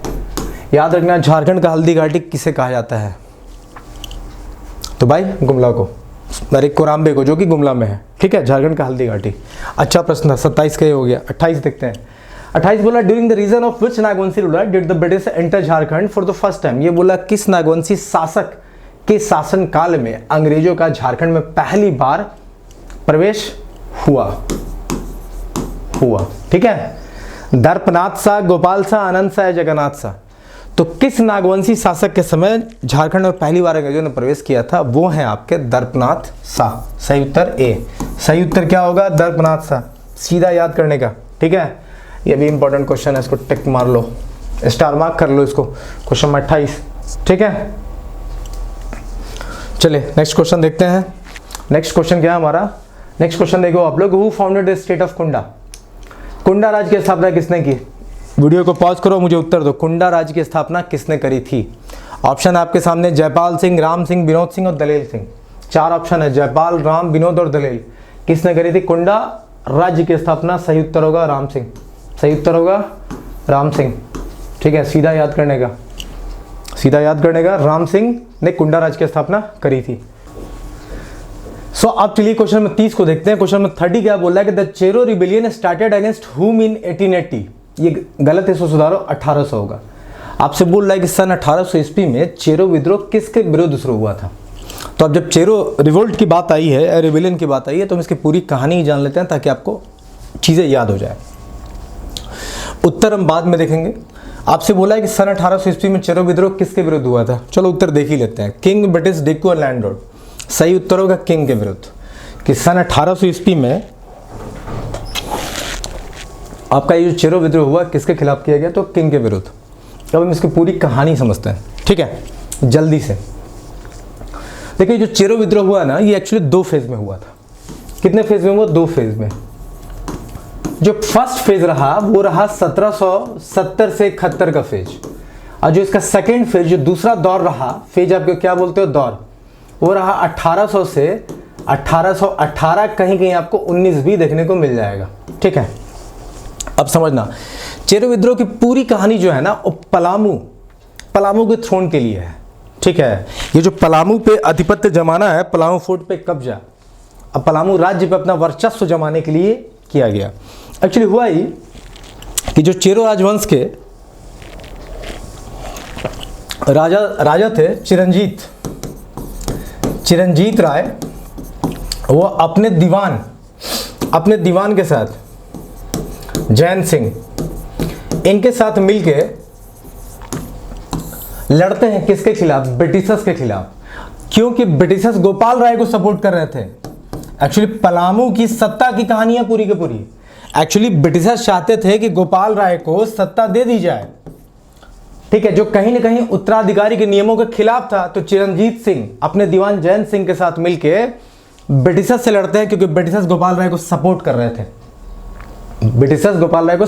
रहे थे। ऑल्दो वो हार जाते हैं। फिर क्या होता है कि भुक्कन सिंह आते हैं सेकेंड फेज में। भुक्कन सिंह, माना जाता है कि भुक्कन सिंह 1500 लड़ाकुओं के साथ, जो सुरगुजा, छोटानागपुर और तमाड़ से जुड़े हुए थे, और साथ में एक मराठा वेरिएट जो दलजीत सिंह है, वो भी उनको सपोर्ट करते हैं। साथ ही साथ आपको बच्चू असुजू भोक्ता, तो भोक्ता रिबिलियन भी आप कहीं पढ़ोगे तो आप देखना कि ठीक चेरो रिबिलियन के बाद में भोक्ता रिबिलियन एक सप्लीमेंट का काम किया था। तो बाद में भुक्कन सिंह के नेतृत्व में सुरगुजा, तमाड़, छोटानागपुर से 1500 फाइटर को लेकर कुछ मराठा, दलजीत सिंह वो मराठा वेरिएट थे, उनके साथ, और ये भोक्ता बर्दस्त, ये सब मिलके फिर लड़ते हैं ये रिवोल्ट सेकेंड फेज में। लेकिन फिर भी रफसेज, एक नाम याद आएगा, एक रफसेज, एक शख्स का नाम याद रखो। लेकिन रफसेज जो ब्रिटिश की तरफ से उनका आर्मी को लीड कर रहा था, वो इनको फिर से हरा देता है, और अंतिम में 1802 में भुक्कन सिंह को फांसी दे दी जाती है। ठीक है। अब बाद में चूंकि चेरो राजवंश ब्रिटिशर्स को उतना टैक्स नहीं दे पा रहा था, तो ब्रिटिशर्स क्या करते हैं कि पूरा पलामू को, ठीक है, दे देते हैं, किसको? बेच देते हैं घनश्याम सिंह को देते हैं, क्योंकि घनश्याम सिंह अब उनको टैक्स देता है, और इस तरह से चेरो राजवंश का अंत होता है। कहानी को मैं फिर से समाप्त कर रहा हूं, देखना। चेरो रिबेलियन राजा के खिलाफ हुआ, किसके? गोपाल राय के खिलाफ। और गोपाल राय की तरफ से लड़ कौन रहा था? ब्रिटिशर्स। तो बेसिकली क्या हुआ कि चेरो राजवंश के जो चिरंजीत राय हैं और अपने दीवान जैन सिंह के साथ, ये दोनों मिलके लड़ते हैं ब्रिटिशर्स से। किस लिए? क्योंकि गोपाल राय को सत्ता, पलामू की सत्ता देने वाले थे, ठीक है, लेकिन वो हार जाते हैं उसमें। फिर क्या होता है? दूसरा जो फेज है रिवोल्ट का, जो 1800 से 1818-19 के बीच का फेज है, उसमें होता ये कि भुक्कन सिंह बहुत सारे फाइटर्स के साथ, कुछ सुरगुजा से, कुछ छोटानागपुर से, कुछ तमाड़ से, और एक मराठा सोल्जर दलजीत सिंह, वो भी सपोर्ट करते हैं, और भोक्ता बर्दस्त, इन लोग सब मिलकर फिर से इस रिवोल्ट को लड़ते हैं, इस विद्रोह को शुरू करते हैं। और इस बार क्या होता है कि जो ब्रिटिश आर्मी का हेड होता है रफसेज, इसके वजह से ये रिवोल्ट सप्रेस कर दिया जाता है, और 1802 में भुक्कन सिंह को फांसी दे दिया जाता है, ठीक है। तो यही आपकी चेरो रिवोल्ट की पूरी कहानी। तो सही उत्तर क्या होगा? ए, कि किसके खिलाफ किया था विद्रोह? किंग के खिलाफ। दूसरा देखो, which Nagvanshi ruler had sought the support of British from the liberation of Maratha terror. ये बोला है किस नागवंशी शासक ने मराठाओं के आतंक से मुक्ति के लिए अंग्रेजों से सहयोग लिया था? किसने अंग्रेजों से सहयोग लिया था? किससे? मराठाओं से मुक्ति के लिए। आपको पता है कि बार बार मराठाओं का अटैक बढ़ रहा था, ये भी एक रिवोल्ट का बहुत बड़ा रीजन रहा है। जब आप ट्राइबल रिवोल्ट पढ़ना स्टार्ट करोगे तो इसे बोला कि किसने? दिवनाथ शाह। सही उत्तर क्या होगा? दिवनाथ शाह। कि दिवनाथ शाह वो नागवंशी शासक थे जिन्होंने मराठाओं के आतंक से मुक्ति के लिए ब्रिटिशर से मदद ली थी। तो 31 का सही उत्तर क्या हो जाएगा? बी। चलो 32 देखो। 32 बोल रहा है कि who was the founder of Porhat state. Porhat राज्य के संस्थापक कौन थे? काशीनाथ सिंह, टिकैत कुणाल प्रताप सिंह, दर्प नारायण सिंह, अर्जुन सिंह। सही उत्तर क्या होगा? पोरहट। काशीनाथ जो थे पोरहट राज्य के संस्थापक थे, तो काशीनाथ सिंह करेक्ट आंसर है। ये डायरेक्टली आपको याद करना है। चलो क्वेश्चन नंबर 33 देखते हैं कि the remains of Buddhist vihara have been found from, कि खूंटी जिला के ब्लैंक ग्राम से बौद्ध विहार का अवशेष प्राप्त हुआ। कहाँ से बौद्ध विहार का अवशेष प्राप्त हुआ है? लोथारी, लाथुन टोंगरी, बेलवादाग और इचागढ़। सही उत्तर क्या होगा? बेलवादाग। बेलवादाग से बौद्ध विहार के अवशेष प्राप्त हुए हैं। अगर हम आपको बुद्धिज्म का अवशेष बोले कि भाई रेमिनेंट ऑफ बुद्धिज्म, जैसे बहुत सारी जगह था, तो आप एक तो देखो बेलवादाग। अगर आप रांची में देखते हो, या जैसे इसने खूंटी लिख रखा था, रांची में दो जगह से, एक तो आपको बेलवादागा हो गया, बेलवादाग या दागा जो बोल लो, और एक हो गया जौना फॉल, ये हो गया आपका। अगर आप धनबाद को देखते हो, धनबाद को देखते हो, ये तो रांची का इलाका हो गया, अगर आप धनबाद को देख रहे हो तो धनबाद में आपको मिल जाएगा कहाँ कहाँ से, करुआ विलेज, करुआ विलेज, करुआ गांव, दुलमी, और तीसरा बुद्धपुर, मैंने बताया था बुद्धपुर में ही क्या है, बुद्धपुर में ही बुद्धेश्वर टेम्पल है, ठीक है। इसके अलावा ईचागढ़, ईचागढ़ कहाँ है, ये बहुत इंपॉर्टेंट है ईचागढ़, इसको मैं रेट से बता दे रहा हूँ। ईचागढ़ कहाँ है, ये सरायकेला खरसवान, सरायकेला खरसवान। यहाँ पे आपको जो गॉडेस तारा है, जिसको कि आप क्या बोलते हो, बुद्ध देवी, बुद्ध देवी भी बोलते हो, इनकी प्रतिमा आपको देखने को मिलेगी, ठीक है। ओके, तो रांची में आपका हो गया बेलवा दागा, जौनाफल, धनबाद में करुआ विलेज, दुलमी, बुद्धपुर, आपको ईचागढ़ भी देखने को मिल जाएगा। तो ये सब जगह है जो यहाँ पे आपको बुद्धिज्म के अवशेष प्राप्त हुए हैं, ठीक है। और भी बहुत सारा है, पर जितना बता रहा हूँ फिलहाल अभी इतना ध्यान में रखो। चलो नेक्स्ट क्वेश्चन पे चलते हैं। इसका सही उत्तर क्या होगा, बेलवा दागा, ठीक है। अगला बोल रहा है कि which types of Jharkhand believe to be related with Dravidian and came from South India. इसकी चर्चा हमने करी है कि ऐसा कौन सी जनजाति है झारखंड में जिसको माना जाता है कि ये दक्षिण भारत से आए थे, दक्षिण भारत से झारखंड में आए थे। आपको पता होगी मैंने बोला था बिरहोर और खड़िया, खड़िया ये दो जनजाति के बारे में मैंने बोला था कि ये कैमूर की पहाड़ी, हिल्स ऑफ कैमूर से आए थे, कैमूर की पहाड़ी, कल ही पहले वाले लेक्चर में ही मैंने बताया है। मुंडा के बारे में क्या बोला गया है, मुंडा के बारे में बोला गया कि तिब्बत से आए थे, तिब्बत से आए थे। और उरांव जो जनजाति थी इनको माना जाता था कि ये साउथ इंडियन है, साउथ इंडियन है, और इनका जो कुड़ुक लैंग्वेज है, कुड़ुक लैंग्वेज है ये तमिल से और कन्नड़ से मैच करता है, इसलिए इनको साउथ इंडियन से बोला जाता था। सही उत्तर क्या हो जाएगा, ए, उरांव। सही उत्तर हो गया ए, उरांव, ठीक है। कि विच ट्राइब्स, तो भाई उरांव ट्राइब्स को साउथ इंडिया से माना जाता था कि ये लौटे हैं, ठीक है। 34 ये ऑप्शन ये याद रखना, ये जुड़ा हुआ है, बिरहोर, खड़िया, कैमूर की पहाड़ी, मुंडा, तिब्बत, उरांव आपका साउथ इंडिया, ठीक है। चले आगे 35। After Akbar's death who refuse to accept the subordination of Mughal, कि अकबर के मृत्यु के बाद किसने मुगलों की अधीनता को मानने से इनकार कर दिया। भाई किसने किया था, सिंपल सा बात है, दुर्जन साल, ठीक है। कि अकबर के मृत्यु के बाद किसने मुगलों की अधीनता को स्वीकार करना नहीं चाहा, ठीक है, या इनकार कर दिया, तो भाई दुर्जन साल। सही उत्तर क्या होगा, ए। सीधा याद रखो, एक क्वेश्चन बहुत बार रिपीटेड है। चले आगे 35। 36 देखते हैं। हु सक्सीडेड मेदिनी राय, भाई मेदिनी राय आपको पता है चेरो राजवंश, ठीक है। मेदिनी राय के बाद कौन राजा है, रुद्र राय, सीधा याद करना है सब। मेदिनी राय के बाद कौन आए, तो रुद्र राय। और चेरो राजवंश के अंतिम शासक मैंने अभी बताया था चुरमन राय, चुरमन राय याद रखना, चुरमन राय। मैंने ये भी बताया कि चेरो राजवंश कैसे अंत हुआ, ब्रिटिशर्स ने चेरो राजवंश को उठा के दे दिया घनश्याम जी को। अभी मैंने चर्चा करी थी चेरो रिवोल्ट में, क्यों, क्योंकि वो ब्रिटिशर्स को सही टैक्स नहीं दे पा रहे थे, ठीक है। तो मेदिनी राय के बाद कौन है, रुद्र राय। मेदिनी राय सबसे इंपॉर्टेंट जो फेमस शासक रहे चेरो राजवंश के, मेदिनी राय रहे। गोल्डन एरा है, नोन फॉर जस्टिस, मैंने बता ही दिया, ठीक है। 37। When did Bengal nawab, When did Bengal's nawab get the fortification of Rajmahal done, Bengal के नायब नवाब ने राजमहल की किलेबंदी कब करवाई थी।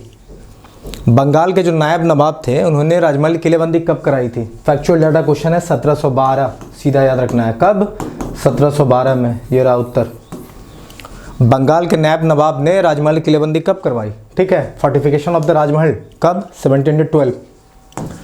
38। विच areas king let the Bhumij revolt, ये बोला भूमिज विद्रोह का नेतृत्व कहाँ के राजा ने किया था। भूमिज विद्रोह का नेतृत्व कहाँ के राजा ने किया था, भूमिज बाराभूम, सीधा याद करके रखो। भूमिज विद्रोह का नेतृत्व कहाँ के राजा ने किया था, तो बाराभूम किंग ने किया था, ठीक है। बी से भूमिज, बी से बाराभूम, याद रख सकते हो ऐसे। 39। क्वेश्चन 39 देखो, ये बोला सिद्धू कानू, सिद्धू कानू ये जो दो लोग हैं ये कौन से विद्रोह से जुड़े हुए हैं। Which rebellion started under the leadership of Sidhu Kanu, कि सिद्धू कानू के नेतृत्व में कौन सा विद्रोह स्टार्ट हुआ या किससे जुड़े हुए हैं, तो कौन सा विद्रोह। अब जो भी विद्रोह जुड़ा होगा वीडियो को पॉज करो, आप लोग बताओ, जो भी जुड़ा होगा उसकी चर्चा हम कर लेंगे। कोल, संथाल, भूमिज और Kharwar, A B C D. सही उत्तर क्या होगा, तो भाई संथाल विद्रोह। कौन सा, संथाल विद्रोह। 39 का सही उत्तर क्या होगा, संथाल विद्रोह। ठीक है, 39 का सही उत्तर क्या होगा? संथाल विद्रोह। ठीक है, सिद्धू कान्हू किससे जुड़े हैं? तो संथाल विद्रोह से जुड़े हैं। चलो नेक्स्ट देखते हैं। चलो क्वेश्चन नंबर 40 देखते हैं। Who commanded the company at the time of the हो रिबेलियन? कि भाई हो विद्रोह के समय कंपनी सेना का कमान किसके पास था? कनिंघम, मेजर हैडम्स, कैप्टन लीग्रैंड और रैप्सेज। सही उत्तर क्या होगा? रैप्सेज। ठीक है, रैप्सेज के पास। ठीक है, सही उत्तर D. 41, in which fort is the famous Nagpuri Darwaza located? भाई आपसे पूछा है कि नागपुरी दरवाजा किस किले में स्थित है? नागपुरी दरवाजा पलामू, नौरतनगढ़, दोईसागढ़ फोर्ट और रामगढ़ फोर्ट। सही उत्तर होगा पलामूगढ़ फोर्ट। पलामू किला में आपको नागपुरी दरवाजा देखने को मिलता है। करेक्ट उत्तर क्या है? कि नागपुरी दरवाजा पलामू के किला में आपको देखने को मिलेगा। तो जिनको भी घूमने का शौक है पलामू आ जाओ। ठीक है, देख लेना नागपुरी दरवाजा। 42, who established an independent Seraikela state in 1620?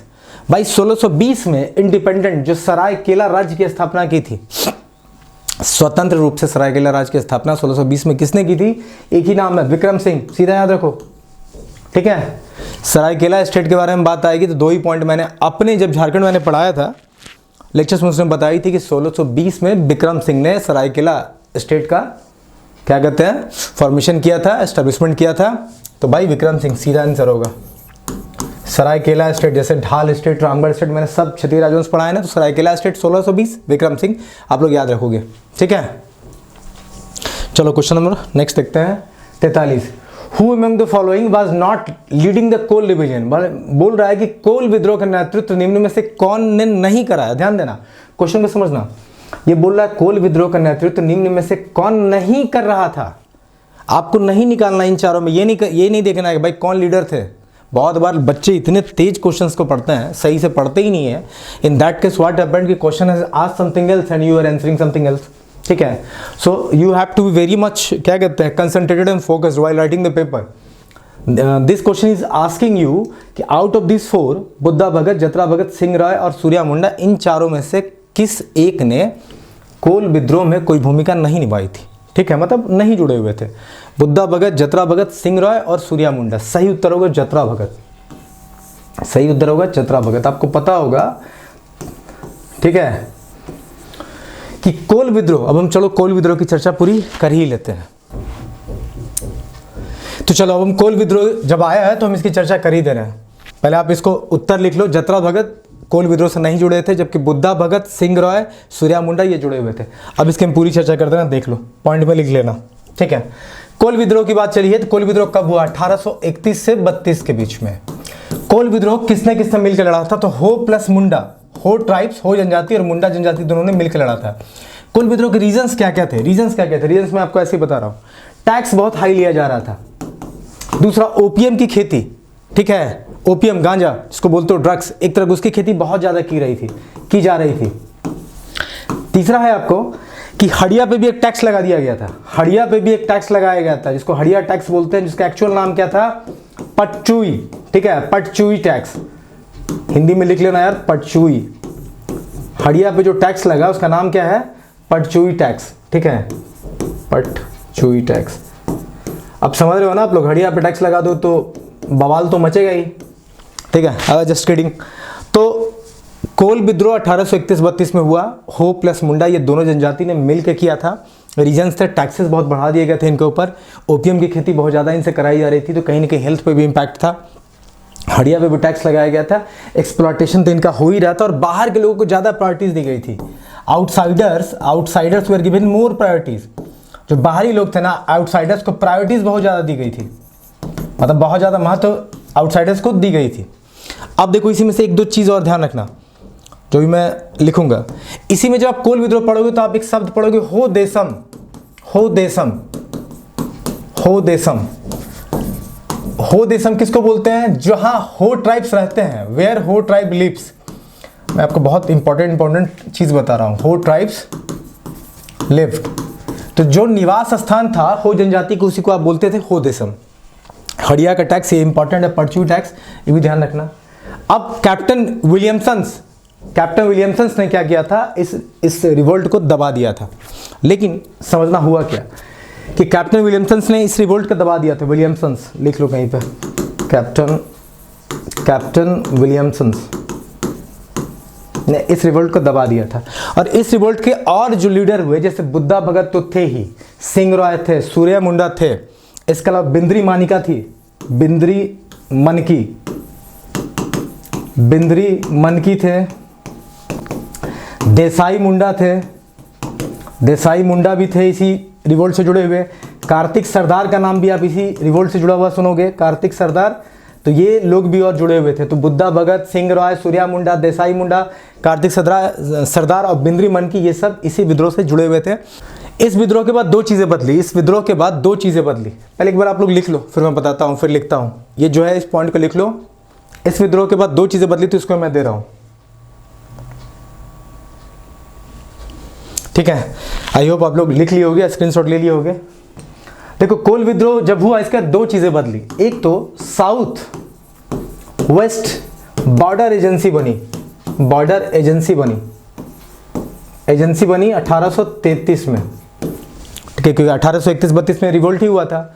तो इसको आप हिंदी में क्या बोलते हो कि दक्षिण पश्चिमी सीमा का एजेंसी, सीमा संगठन का ये जो एजेंसी बोलते हो संगठन बना 1833 में। दूसरा क्या हुआ था कि जो मुंडा मानकी सिस्टम था ना, ये जो मुंडा मानकी सिस्टम, इनको थोड़ा सा फाइनेंशियल और जुडिशियल पावर दिया गया। थोड़ा सा जुडिशियल और फाइनेंशियल, मतलब वित्तीय और न्यायिक जो पावर होता है, शक्ति थोड़ी प्रदान की गई। तो फाइनेंशियल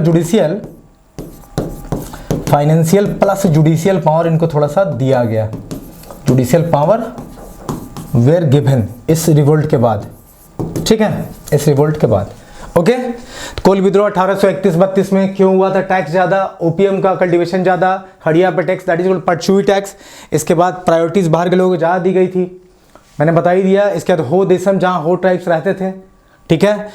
तो बाकी बुद्धा भगत, सिंह रॉय, सूर्या मुंडा, देसाई मुंडा, बिंद्री मानकी, कार्तिक सरदार, ये सब इसी जुड़े हुए थे। फाइनली कैप्टन विलियमसन्स ने इस रिवोल्ट को दबा दिया था। लेकिन 1833 में साउथ वेस्ट बॉर्डर एजेंसी बनी, दक्षिण पूर्व संगठन जो होता है ना, सीमा संगठन, वो बना। और मुंडा मानकी सिस्टम जो था, मुंडा मानकी सिस्टम, इनको थोड़ा सा फाइनेंशियल जुडिशियल पावर भी दिया गया। ये कोल विद्रोह से जुड़ी हुई सारी बातें थी। आई होप आपको समझ में आ जाएगा। तो जतरा भगत इससे जुड़े हुए रही थे। ताना मूवमेंट आप पढ़ोगे, वहाँ आपको मिलेगा। चलो 44, who defeated Mir Qasim and establish the rule of the British in Rajmahal area इन 1763, कि किसने 1763 ईस्वी में मीर कासिम को पराजित कर अंतिम रूप से राजमहल क्षेत्र पर अंग्रेजों का अधिकार स्थापित कर दिया था? मेजर एडम्स, डाल्टन, कैप्टन कमाम और इवांस। इसका सही उत्तर होगा मेजर एडम्स, ठीक है, कि मेजर एडम्स ने 1763 में मीर कासिम को हराया और राजपाल वाला जो क्षेत्र था ना, उस पर कंट्रोल करके अंग्रेजों के अधिकार में उसको ले आए थे। तो 44 का सही उत्तर क्या हो जाएगा? मेजर एडम्स, ठीक है। चलो 45 देखते हैं। 45 क्या है? कि under whose leadership did the Cheros rebellion started? मैंने बोला था किसके, चेरो विद्रोह की पूरी चर्चा हमने करी है, और उसमें हमने ठाकुर भूकन सिंह का नाम लिया, जिनको 1802 में फांसी भी दी गई है। तो इसमें भूकन सिंह देखो है कहीं, गोपाल राज, जयंत सिंह, उदय सिंह और भूषण सिंह। भूषण नहीं होगा, ये भूकन सिंह होगा, भूकन सिंह होगा, और यही फिर उत्तर हो जाएगा। D is the correct answer. मैंने बताया चेरो विद्रोह पूरा का पूरा, उसमें भूकन सिंह का नाम भी है, आप देख सकते हो। 46, Which Jain Tirthankar attended salvation on Parasnath Hill? Tirthankars, what happened on the hill? भाई किस जैन तीर्थंकर का महाप्रयाण पारसनाथ पहाड़ी पे हुआ था? मतलब सैल्वेशन, मुक्ति, ऐसा समझ सकते हो, निर्वाणा। तो किसने अटेंड किया था? लॉर्ड पार्श्वनाथ ने, इन्हीं के नाम पे तो पढ़ा है। लॉर्ड पार्श्वनाथ ने पारसनाथ की पहाड़ी पर सैल्वेशन या मोक्ष या निर्वाणा अचीव किया था, ठीक है। तो इन्हीं के नाम पे तो नाम पड़ा है। तो सही उत्तर क्या हो जाएगा? सी। पारसनाथ की पहाड़ी को ही इटर्नल श्राइन माना जाता है, क्या कहते हैं, सैक्रेड समिट माना जाता है, सम्मेद शिखर। सबसे ऊंची पहाड़ी है 1365 मीटर और 4500 फीट। ये सब मैंने बताया गिरिडीह डिस्ट्रिक्ट में है, झारखंड का हाईएस्ट पीक है। 24 में से 20 ने यहाँ पे निर्वाणा अचीव किया था। तो इन सब बातों को याद रखना, पारसनाथ से अक्सर क्वेश्चन पूछे जाते हैं, ठीक है। 47, who among the following prepared the Nagvanshavali? Nagvanshavali किसने बनाया था? सीधा उत्तर बेनीराम मेहता, याद रखो। नागवंशावली किसने बनाया था? बेनीराम मेहता ने बनाया था, ठीक है। नागवंशावली होती क्या है? वंशावली क्या होती है? जिसमें आपके फोर फादर्स का ना डिस्क्रिप्शन देखने को मिलेगा, आपके पिता के पिता के पिता, भाई पूरा लंबा चौड़ा इतिहास खानदान का देखने को मिलेगा। उसको वंशावली बोलते हो। तो नाग वंशावली, नागवंश जो रूल किया ना, उसकी नाग वंशावली किसने बनाई थी? बेनीराम मेहता ने बनाई थी। ठीक है, सही उत्तर ए। चले next. Under whose leadership did the company send its forces to attack Singhbhum? भाई कंपनी ने किसके नेतृत्व में सेना को सिंहभूम पर आक्रमण के लिए भेजा था? Ferguson, major Adams, Le Grand और कैप्टन हॉकिंस। सही उत्तर है फर्ग्यूसन। ठीक है, सही उत्तर है फर्ग्यूसन।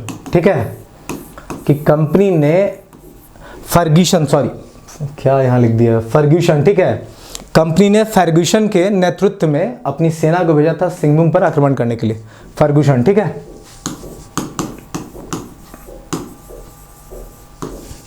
ओके। तो 48 का ए हो जाएगा। 49 देखो, when did Kol rebellion take place? अभी मैंने कोल रिबेलियन की बात करी थी और पूरी चर्चा करी है कि कोल विद्रोह कब हुआ? 1831 से 32 और 33 में 2 चेंजमेंट भी हुए, वो भी बताया कि इस रिवोल्ट के बाद इनको सप्रेस किया था कैप्टन विलियमसन ने, और रिवोल्ट दबने के बाद दो चीज़ें बदली कि दक्षिण पूर्व सीमा संगठन बना, और एक चीज़ क्या बताया था मैंने अभी? हाँ, दूसरी बात मैंने बताई थी आप लोग को कि साथ ही मुंडा मन के सिस्टम को थोड़ा सा फाइनेंशियल जुडिशियल पावर भी मिला। सही उत्तर क्या होगा? 31 से 32। 49 का उत्तर हो जाएगा बी। ठीक है, चलो क्वेश्चन नंबर 33 देखते हैं। 33 क्या है? सॉरी, लास्ट क्वेश्चन 49 है ना। 50 नंबर क्वेश्चन देखते हैं आज का लास्ट, कि which of the following law did the company enact as a result of the Kol rebellion? कि कोल विद्रोह के परिणाम स्वरूप कंपनी में निम्न में से कौन सा कानून बनाया गया? ठीक है, कौन सा कानून बनाया गया? तो ये जो रेगुलेशन 13 है, 13, 11, 12, 13, रेगुलेशन 13 बनाया गया। सही उत्तर क्या हो जाएगा? D. D is the correct answer options के हिसाब से, रेगुलेशन 13। ठीक है, दिस वन, कि कोल विद्रोह के बाद जो परिणाम स्वरूप कंपनी में जो चेंजमेंट हुआ वो किसमें हुआ? The regulation 13। तो सही उत्तर हुआ डी। आई होप आपको ये जो क्वेश्चंस का सेट आज भी मैंने दिया है आप लोगों को सही मतलब फ़ायदा पहुंचाएगा एग्जाम में। तो प्रैक्टिस सेशन में जुड़े रहो। ये सेट 2 था, हमने लगभग आपको बोला कि 20 सेट देंगे हम आपको, तो आपको मिलेगा। धीरे धीरे क्वेश्चन मिलता जाएगा, आप लोग प्रैक्टिस करते चलो और अपने सीजीएल की तैयारी को अच्छा कर लो। जो लोग सीजीएल के लिए टेस्ट सीरीज ज्वाइन करना चाहते हो, वो टेस्ट सीरीज भी आपको हमारे साइट पे मिल जाएगा, हमारे ऐप पे। वहाँ हमने खोटा का भी टेस्ट सीरीज निकाल रखा है और पेपर 3 का भी, तो आप जुड़ के तैयारी अच्छा कर सकते हो। ओके, ठीक है।